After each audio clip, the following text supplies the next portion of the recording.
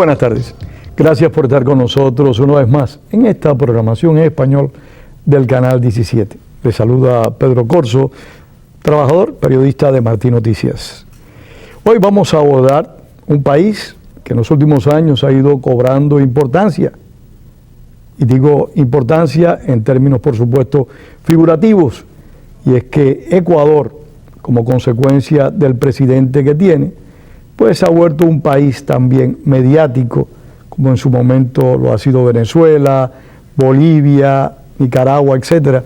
Porque donde quiera que llega este despotismo electoral, realmente los países se vuelven trascendentes mediáticamente, no por las obras de sus gobernantes, sino por los problemas que generan en sus respectivos países y también en el exterior.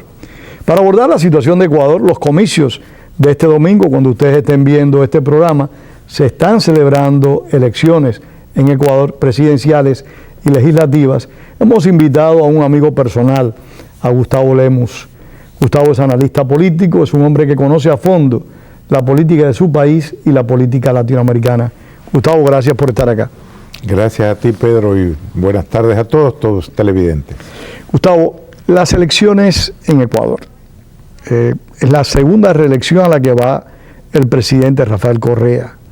El presidente Rafael Correa, siguiendo la tónica o el tono de Hugo Chávez, de Evo Morales, pues también reformó la Constitución, porque ellos son entusiastas en reformar las constituciones. Háblanos de esa reforma constitucional y de estas elecciones.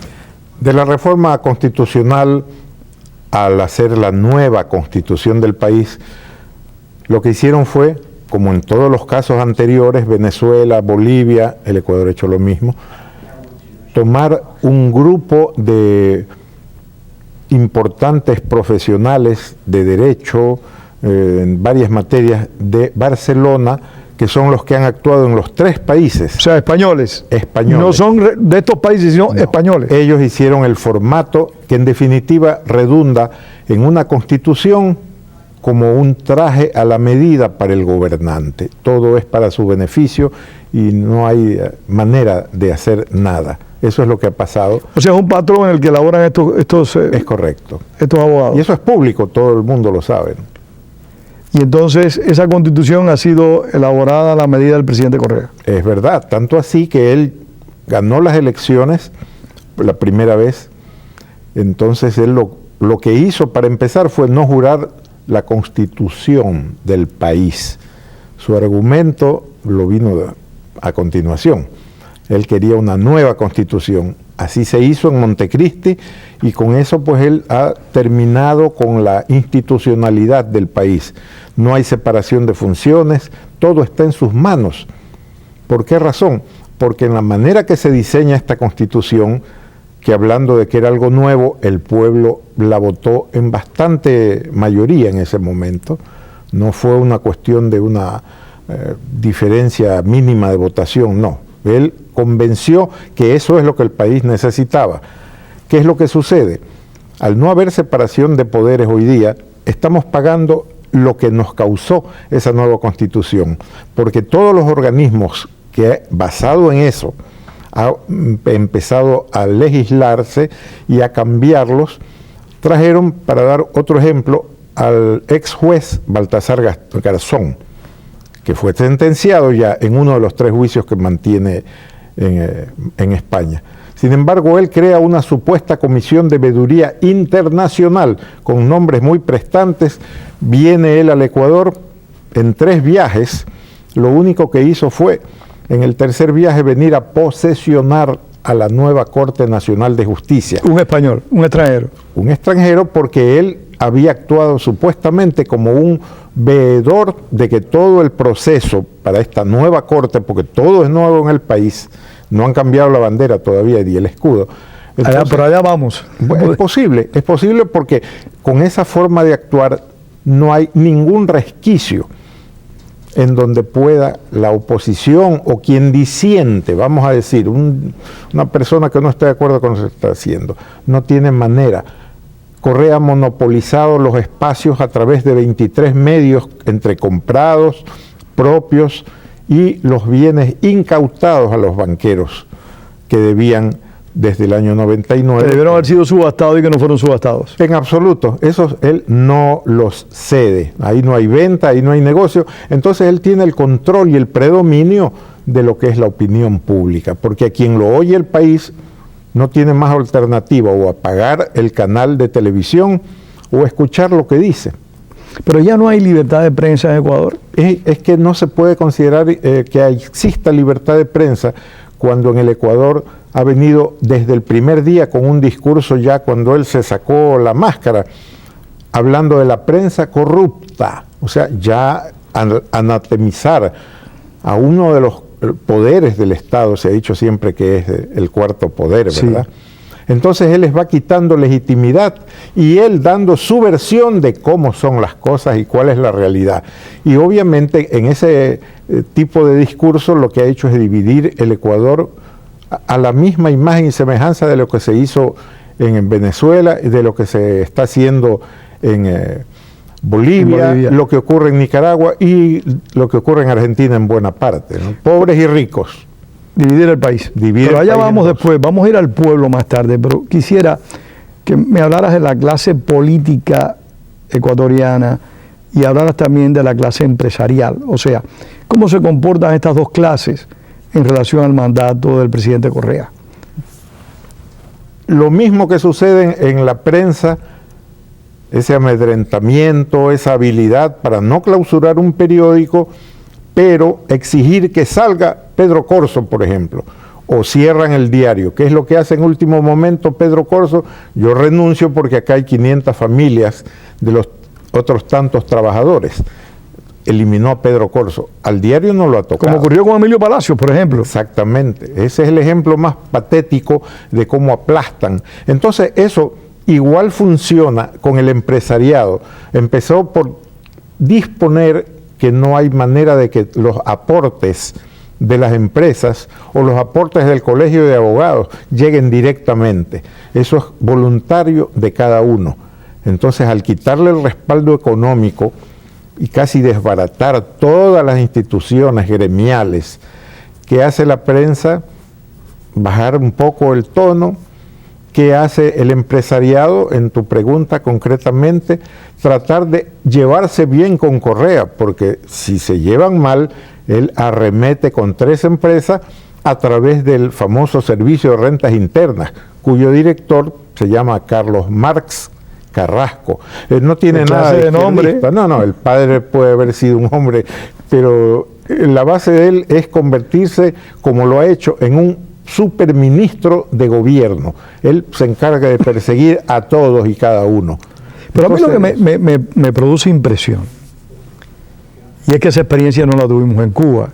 El castrismo aplicó otros métodos mucho más draconianos, mucho más radicales. O sea, confiscó los medios de prensa y confiscó todos los medios de producción, como dicen los marxistas. En estos países, Bolivia, Ecuador, Venezuela, Nicaragua, no se aprecia eso. Se permite cierto ejercicio, digamos así, entre comillas, de la libertad de expresión y ciertas libertades empresariales. Pero apreciamos algo, te repito, que en Cuba no se vio. Fue otro el proceso, entraron por supuesto, con el paredón. Pero que a la vez demuestra la doble moral que sobrevivía en la sociedad en la cual tú y yo nos desenvolvimos. Porque yo viví en Venezuela y tú eres ecuatoriano. O sea, cómo los empresarios se ajustan, no todos, pero sí una buena cantidad, a las normas establecidas por el gobierno, se pliegan al gobierno para ganar todavía más dinero. Por ejemplo, los venezolanos han inventado la palabra boliburguesía. ¿Existe también una correaburguesía en Ecuador? Bueno, lo que existe es un grupo de empresarios que tratan de no discutir con el presidente porque cualquier cosa que ellos busquen, si no es hablando directamente con él, no lo van a obtener. Entonces ya no hay un empresariado que se dedique a su gremio y a buscar el bienestar del país, a mejorar las exportaciones. Sino el bienestar personal exclusivamente. Ya ellos tienen que velar por lo que puedan conseguir, porque hay un antecedente en esto que no lo hemos mencionado aún. Se trata de los grandes ingresos que ha tenido el gobierno de Correa cuando el petróleo llegó a $147.50 el barril de petróleo. Esos excedentes que ningún economista puede prever al darse, implicó que el gobierno ha podido hacer obra vial, el gobierno ha podido hacer construcciones de nuevas escuelas, en una cantidad que muchos pensamos que podía haber sido más y puede ser más. Pero ha hecho algo. Ha hecho, al hacer, ¿qué pasa? Hay constructores que tienen el único negocio, vender su trabajo al Estado. Movimiento de tierras, construcciones, pavimentaciones, carreteras, puentes. Ellos están ganando dinero porque hay más construcción que antes, porque antes el petróleo andaba por los 10, 20, 30, 40, 50 dólares. Pero a la vez, estoy pensando en términos morales, a la vez están coadyuvando a que el país se hunda más y se fortalezca el totalitarismo o el despotismo. Bueno, solamente hay que recordar la frase, creo que fue de Lenin: los capitalistas comprarán la soga con las que van a ser ahorcados. No lamentablemente ellos no es que nadie aprende, porque si hubiéramos visto el proceso cubano, que como bien anotas empezó de otra manera, mucho más drástica y le permitió rapidez para adueñarse del país, en el proceso venezolano solo teníamos que mirar la misma forma en que ellos se van moviendo lentamente para, sin hacer escarnio de la Constitución, que en un momento ellos mismos no la respetan, pero que ellos se la han hecho dar para moverse a su antojo, van presionando a donde quieren y dejando fuera del juego democrático a actores políticos, gremiales, sindicalistas, etcétera. En una palabra, vemos que estos regímenes del corte de Correa controlan en alguna medida la prensa, no en su totalidad, pero sí en alguna medida, controlan también la gestión empresarial, afectan los gremios, los sindicatos, todo. Los partidos políticos. Para los partidos políticos, recordemos que el discurso de Correa, ya cuando tomó el poder, eso él no lo había dicho, fue ir aplastando a los partidos políticos, que eran varios, no como sucede en Estados Unidos y en Venezuela, como sucedía en Venezuela. Eran varios partidos políticos, no había una cuestión. Y poderosos y contradicciones. Y sus contradicciones propias. Entonces él empezó a enfilar las baterías a base de nombrar, inventando un término, los nombró la partidocracia. Entonces él está opuesto a ese régimen de partidos, por lo tanto... Yo creo un partido único nada más. De él. Lo demás no sirve y por eso tenemos que ver a partir de esta noche, cuando se conozcan los resultados electorales, en qué medida todas estas trampas que ha hecho Correa con mucha astucia y poco a poco le han permitido triunfar o vamos a una segunda vuelta. Habrá que verlo. Yo tuve la oportunidad de conversar esta semana con un común amigo, el periodista ecuatoriano Fernando Aguayo, y él me decía que lo interesante en el manejo electoral del presidente Correa es que no había logrado la oposición concentrarse en una sola agrupación política como hizo la Mesa de la Unidad Democrática Venezolana y presentó 8 candidatos o 7 candidatos en contra de Correa. Bueno, eso obedece a algo que es inmanente en el ser humano, ¿no? Esos egos, lejos de haber visto lo que pasó en Venezuela, que en 14 años ensayaron todo tipo de actividad, hasta el no voto, para llegar finalmente a una unidad que ni aún así lo pudieron derrotar, porque ellos son los que cuentan los votos. Entonces así resulta cuesta arriba derrotar a un gobernante que quiere quedarse ahí a perpetuidad, como es el caso de Fidel Castro, la dictadura más vieja del planeta. ¿Tiene Correa control de la Junta Electoral, del Consejo Electoral, similar al que tiene Hugo Chávez en Venezuela? En la misma forma que nombró él los jueces en todo lo que es el Poder Judicial, igual nombraron a través de supuestas comisiones el Consejo Nacional Electoral, que entre paréntesis le cambiaron el nombre para ponerlo a similitud con el Consejo Nacional Electoral de Venezuela. En el Ecuador se llamaba Tribunal Supremo Electoral, el Poder Electoral. Sin embargo, él no solo que cambió la denominación para poder hablar cuando hablaba con Chávez, que ya sabemos que hoy no está en este mundo, y entenderse mejor en lo que él, mediante el teléfono o mediante comunicaciones, le hacía llegar diariamente a Correa. Entonces, de esa manera, no hay defensor del pueblo que no corresponda al señor Correa, no hay ningún tipo de organismos de apelación como el Tribunal Constitucional, todo obedece al dictamen de Correa. Entonces, el Poder Judicial, la Defensoría del Pueblo, todos aquellos órganos de control están en manos de él.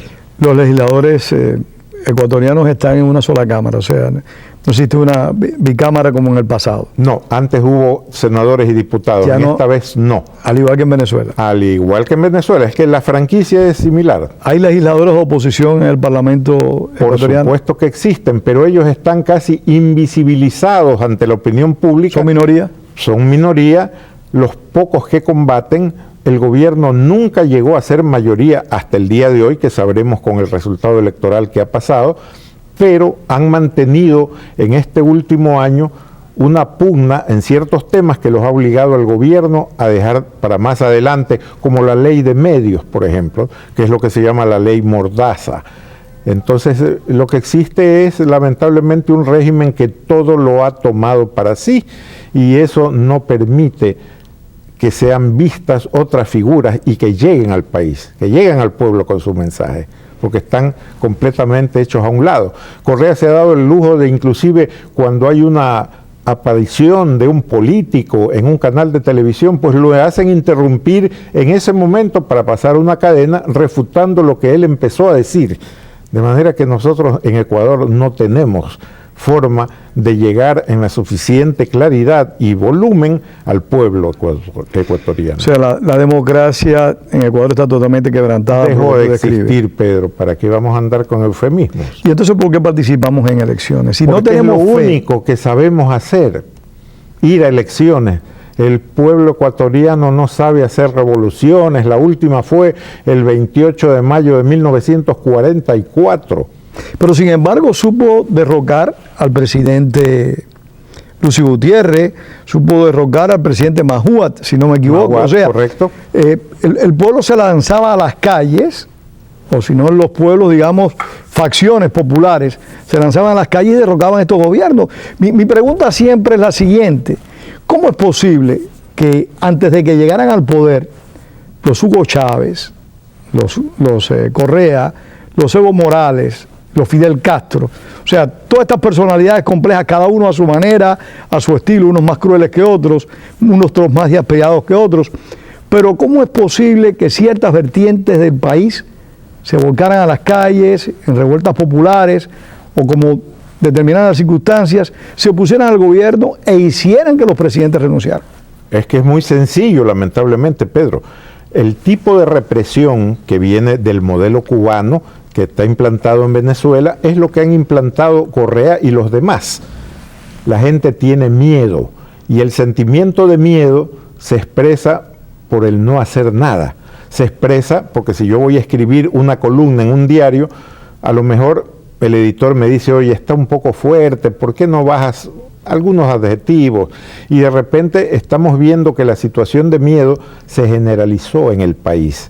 Por eso vive acá Emilio Palacio, porque si él no hubiera salido, él estaría preso en este momento. El argumento no importa, cualquiera es bueno. Ellos tienen la ley de su mano. Ellos tienen en su capacidad de hacer el daño que quieran. Como amigo y como personas que compartimos puntos de vista comunes, voy a hacerte una pregunta difícil tanto para ti como para mí. ¿Cuál es el problema? Es que estas personas logran insuflar en la mayoría de las poblaciones esperanzas, confianzas, que les permiten todas estas tropelías, que permiten que se generen expectativas de cambio, de esperanzas en los sectores que se oponen. Es la maquinaria represiva, como dije al inicio al responderte. Ya.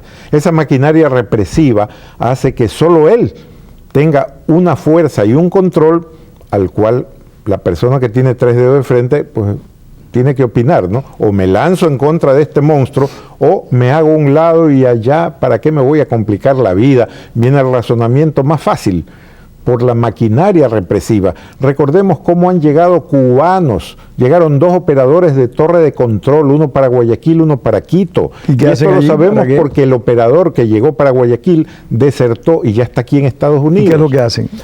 Lamentablemente ellos copan todos los estadios del poder, todos los estadios, no dejan nada al alcance de nadie. Entonces la persona que va a votar está pensando si a lo mejor hasta saben por quién votó y le van a quitar los $50 El miedo, llamado siempre el miedo. bono de la pobreza. El miedo implanta totalmente una manera de gobernar que le facilita todo al presidente en funciones y dificulta todo al opositor.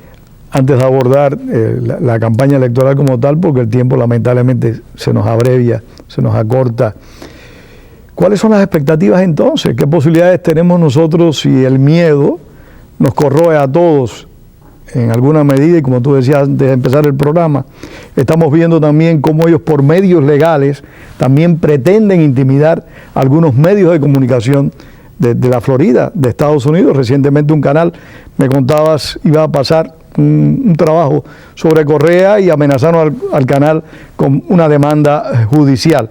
O sea, si esa capacidad de intimidar es tan grande, ¿qué nos queda a nosotros como demócratas, como individuos que amamos a nuestros respectivos países y a todos en su conjunto por hacer?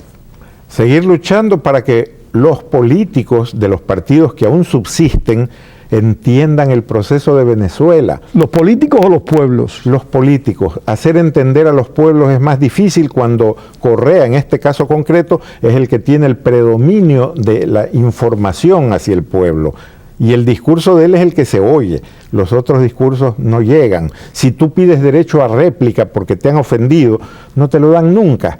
Pero si, Correa sí tiene derecho a réplica y, como he dicho, interrumpe cualquier programa y entra ahí el secretario de Información o a cualquier vocero a decir que eso que están diciendo no es verdad. Y tú te quedas fuera del aire porque no puedes terminar tu programa y la persona que está invitada no llega ni siquiera a terminar su exposición. Yo la primera vez que vi a Correa en una proyección, recordé algo que conocimos nosotros por allá cuando estudiamos bachillerato, tú y yo, que fue el despotismo ilustrado. O sea, Correa da la imagen de un déspota ilustrado. Hasta cierto punto aquello de ilustrado, lo de déspota no cabe ningún tipo de discrepancia, estamos de acuerdo. El problema, por ejemplo, en lo educativo, Correa estudió primero en la Universidad Católica. ¿Qué dijo luego cuando empezó los problemas con los estudiantes de la Universidad Católica que fueron a abuchearlo un día? Dijo él que realmente le daba pena haber sido alumno de la Universidad Católica de Guayaquil, a donde estuvo becado, entre paréntesis. ¿Qué pasó cuando él vino a estudiar acá, en la Universidad de Urbana-Champaign, Illinois? Esto lo sé por uno ecuatoriano que también estudió allí en otra época. El inglés de Correa era bastante deficiente, y estamos hablando de una tesis para una maestría. Es decir, lo que él habla, lo que él dice, él pretende hasta ser un políglota que habla quechua, pero las personas que saben de ese dialecto saben que él lo habla muy mal. Pero yo me refería a ilustrado en la imagen que él pretende dar, o sea, él pretende dar la imagen de un hombre muy consecuente, muy respetuoso, pero le sale el despotismo, o sea, la forma en la que trata a los periodistas. Esa es cuando le hacen forma. una pregunta incómoda, realmente refleja un tipo grosero, vulgar. Te anoto que ya ningún periodista que hace preguntas incómodas ya puede llegar. Ya no existen. Ya es que no solo que no existen, es que no los van a invitar para que ellos hablen con el presidente. De manera que por ahí es un asunto que cada día empeorará. Gustavo, te repito la pregunta de hace un rato. Estos gobernantes logran sembrar en las poblaciones sentimientos de resentimiento, de odio, la envidia la acrecientan, su discurso populista de hacer promesas que saben que son irrealizables, pero que le generan esperanzas a los más desposeídos, junto con la envidia que lamentablemente muchos seres humanos padecen. Logran que cierto núcleo de población los respalde. Ese núcleo puede ser mayor o menor. Es correcto. Pero sin duda alguna tienen un sector de la población que les presta apoyo, y por lo regular es un sector que le apoya fervientemente, no a medias tintas. Bueno, lo que él ha hecho es siempre estar en campaña, jamás bajó de la tarima.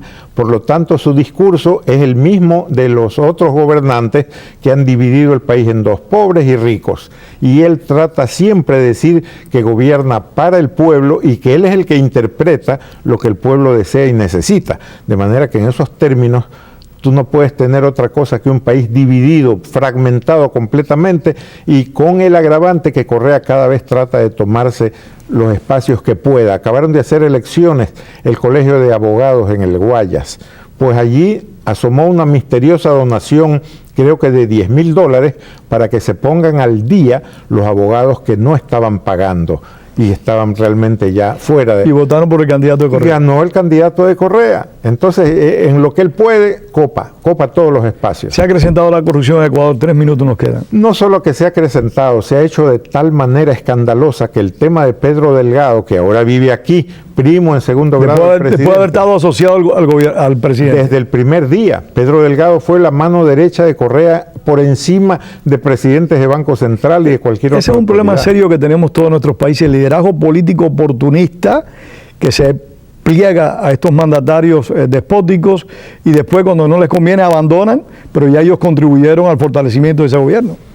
Como ejemplo, acabaron de denunciarse públicamente la compra de 4 radares a China. Si hay o no hay corrupción, por lo menos hubo estupidez total, porque después de 1 año y medio de contratación de negocio y de haber mandado a los chinos uno de los diferentes no me digas que los radares no sirven, el gobierno tiene que desestimar la compra, pedir que le devuelvan el dinero. Ahora, de atracos y peculados podríamos demorar horas explicando. Son públicos y ninguna denuncia casi llega a establecerse como juicio en una fiscalía. ¿Consideras que las elecciones que se están celebrando hoy van a ser imparciales? Me parece que no lo crees así. Para nada, tanto así que rechazaron la veeduría de la Unión Europea.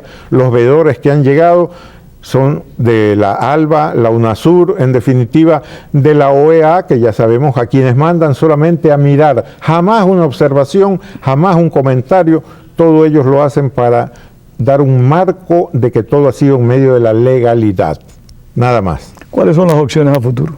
Las opciones, tratar de llegar a la unidad, que es lo que se requiere, aprender del modelo venezolano, y salir a las calles, luchar, jugarse la vida. No se puede esperar que venga la democracia como cae un aguacero. ¿Tú consideras que los ecuatorianos están más comprometidos después de estas elecciones y me refiero a los ecuatorianos que están comprometidos con la democracia, están comprometidos a seguir? ¿No se producirá un desencanto, una caída de esperanza que incentive la recurrencia a la cual cada pueblo por lo regular está asumiendo en los últimos tiempos, la migración? Es posible que haya una desesperanza, porque igual que en Venezuela ya dejaron correr el rumor que hasta el Canal 23 lo dijo aquí en 2 ocasiones en su noticiero, la semana pasada y la actual, que Correa se lo ve como ganador favorito. Entonces, cuando se hace este tipo de publicidad en y fuera del Ecuador, hay mucha gente que siendo opuesta a Correa dirá, ¿para qué voy a votar si va a ganar? La desesperanza. Exacto. Gustavo, muchísimas gracias. Muchísimas gracias, Gustavo. Sé que tienes ese brazo malo, sí, así que no te esfuerces. Gracias. Muchísimas gracias y gracias a ustedes por haber compartido con nosotros. Recuerden, les esperamos la semana próxima. Muy buenas noches. Les saluda Pedro Corso.